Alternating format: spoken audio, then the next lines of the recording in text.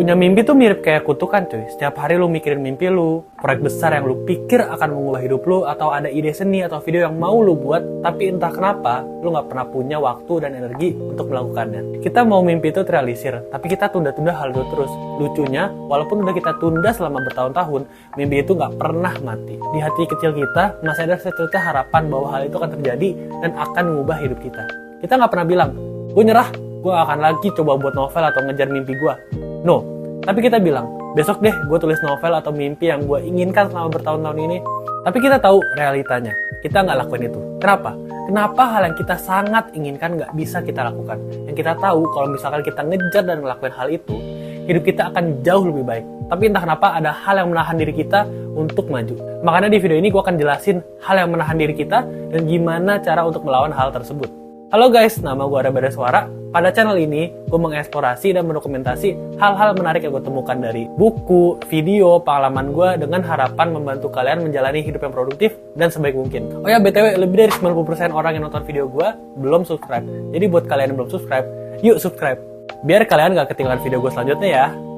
Kalau misal gue tanya, apa hal yang menahan diri lu untuk gak ngejar proyek atau mimpi yang lu inginkan dari dulu? Lu bakal jawab apa? Gak ada waktu kah? Gak ada energi? Atau lu pikir lu gak punya kapasitas untuk mengejar hal itu? Well, maybe, tapi masalah utamanya adalah resistance. So, apa itu resistance? Well, secara harfiah, resistance berarti perlawanan. Tapi, bukan itu resistance yang dimaksud. Jadi, resistance adalah hal yang dibuat oleh Steven Pressfield di bukunya The War of Art. Singkatnya, kita punya the live life and the unlived life. The live life adalah hidup yang kita jalani sekarang. Hidup yang kadang kita juga malas-malasan dan belum memenuhi potensi diri kita yang terbaik. The unlived life adalah hidup di mana kita mengejar mimpi kita dan memenuhi segala potensi hidup kita. Ya, singkatnya the best version of yourself. Dan yang menahan lu untuk mendapatkan hidup tersebut adalah resistance. Dan semua orang yang punya mimpi pasti pernah ngerasain ini. Coba gue tanya, pernah nggak lu nge-gym tapi baru 2 minggu nggak nge-gym lagi? Pernah nggak lu tiba-tiba mutusin buat belajar gitar, belajar ngoding lah atau apa-apa, tapi nggak lu lanjutin? Pernah nggak lu diajak jogging pagi-pagi sama temen lu, tapi pas ditelepon sama temen lu tidur? Apakah lu penulis yang nggak nulis, pelukis yang nggak lukis, YouTuber yang nggak nge-YouTube? Kalau lu pernah ngerasain itu, lu berarti kena resistance cuy.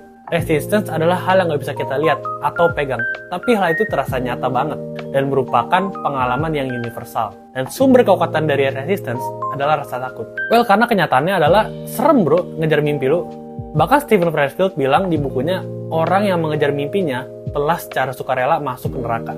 Ya, neraka di sini dalam arti bahwa mereka akan kena caci maki lah, bakal terisolasi, meragukan diri sendiri, mereka bakal ditolak orang. Karena ketika lo mengejar mimpi atau sesuatu hal yang meaningful, gak akan pernah gampang bro. Karena lo ngelawan arah gitu, ngelawan mainstream lah istilahnya. Ketika orang lain udah dapat pekerjaan yang stabil, lo masih ngerintis jadi YouTuber atau pelukis lah, yang lu sendiri gak yakin itu akan sukses. Tapi itulah mengejar mimpi, lu masih harus lakukan despite all of it.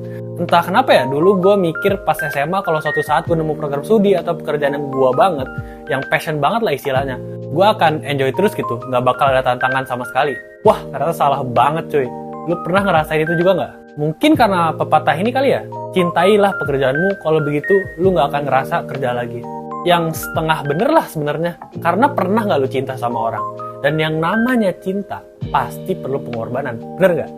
Emang bakal ada orang yang klop banget sama lu, dimana lu gak pernah berantem lah, gak pernah cemburu, gak pernah kompromi satu sama lain, enggak kan? Gak selamanya cinta tuh menyi-menyi I love you doang kan? Buat yang cewek, gue mau nanya, pasti pernah kan? Pasti ada momen dimana lu mau nampar cowok lu. Ya gue harap jangan beneran ditampar, tapi lu ngerti lah maksud gue. Gak ada cinta yang sempurna, karena ya lu dan pasangan lu juga gak sempurna. Pasti ada komprominya lah, dan pasti butuh waktu buat bikin chemistry.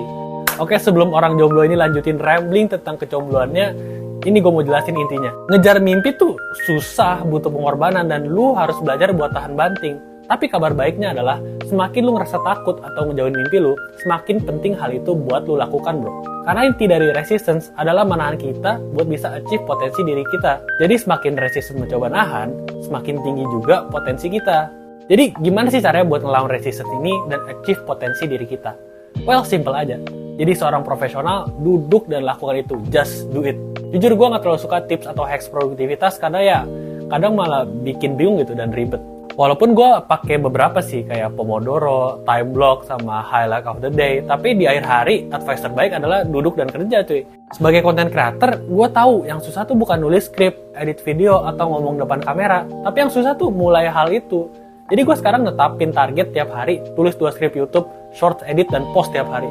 Mau bagus, mau jelek, mau viewsnya banyak, atau bahkan gak ada yang views, gak apa-apa. Tujuan gue sekarang adalah menjadi lebih baik. Dan kalau dipikirin terus dan gak mulai, ya kapan bakal jadi lebih baik gak sih? Steven Pressfield sebelum jadi penulis yang terkenal seperti sekarang, dia sempat buat novel yang gak pernah dibaca orang. Tapi dia tetap seneng pas nyelesain novel itu. Kenapa? Kok bisa? Karena dia merasa udah ngalahin resistance, seakan-akan udah ngalahin naga yang telah dia tunda selama bertahun-tahun. Itulah arti dari berubah jadi seorang profesional. Gak peduli mau lu lagi pilek kek, mau hujan, mau apa, tetap lakuin apa yang lu harus lakukan. Karena kadang pas kita ngejar mimpi kita sendirian kan. Gak ada bos gitu ya yang nyuruh-nyuruh lu, atau klien yang marahin lu kalau lu gak nyelesain deadline. Gak ada juga kan orang yang tiba-tiba marah kalau gue gak post video sehari aja. Jadi gue harus forsir diri gue sendiri buat melakukan hal itu.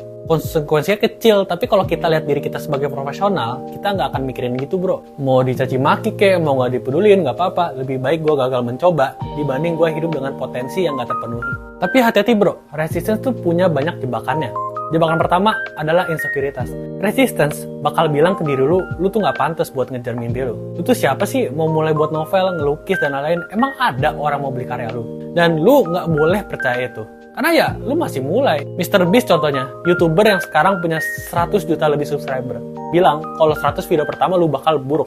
Trust me bro, you gotta keep going. Yang kedua adalah ketakutan. Takut bakal diejek lah, takut bakal ditolak, takut bakal diomongin sama temen atau keluarga lu. Jujur, itu juga ketakutan gue pas gue mulai buat YouTube. Ya jujur sampai sekarang sih masih. Gue kadang mikir kalau temen atau keluarga gue nonton video ini, mereka bakal mikir apa ya?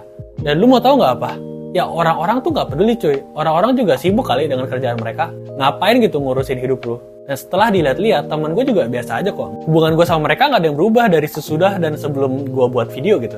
Karena kita tuh kadang kena spotlight effect, dimana kita pikir bahwa semua orang tuh lihat diri kita. Tapi ya nyatanya enggak. Yang terakhir nih, yang paling penting dan yang paling tricky adalah rasionalitas. Ya, kadang ada suara kecil di pikiran kita yang bilang, ah udah besok aja, lu kan capek. Ah ngapain lu ngelukis, lu kan udah punya kerjaan yang stabil. Dan ini bahaya juga cuy. Kadang ngejar mimpi tuh kita harus buang rasionalitas kita, yang namanya juga mimpi kan. Kalau lu mau hasil yang belum pernah lu dapatkan, lu harus siap melakukan hal yang belum pernah lu lakukan. Karena kalau tiap hari lu coba mengejar mimpi lu, datanglah energi yang berlawanan. Dan di bukunya War of Art, Steven Pressfield sebut energi itu dengan muse. Muse bisa dilihat sebagai petunjuk dan bantuan dari Tuhan, dan bisa dilihat juga sebagai flow state.